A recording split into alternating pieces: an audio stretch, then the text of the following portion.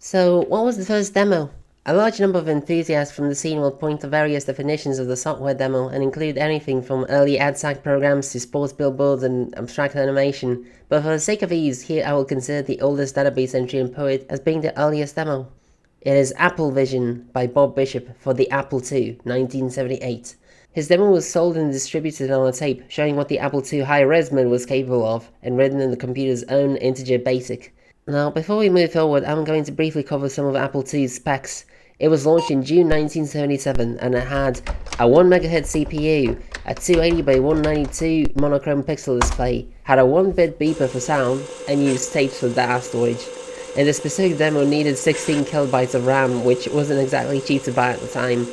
After you load the tape, the spectacle of what we're about to see is getting drawn on the screen.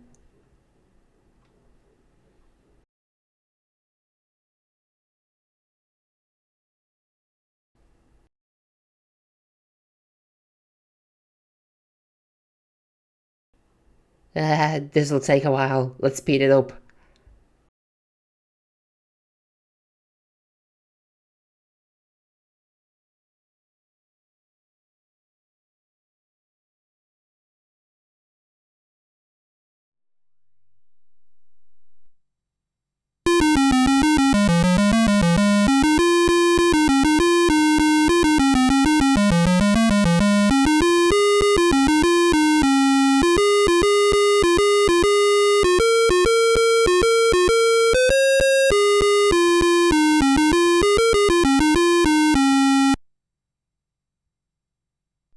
And that was it. It was a simple animation of a figure dancing with scrolling text and music. As silly as it seems, this was quite evocative because for the Apple II being able to perform so many operations at once, such as animation, music, and scrolling text, it wasn't easy. I mean, the graphic routines themselves were written in assembly, but all the text actually wasn't meant to be displayed in the high-res graphics mode.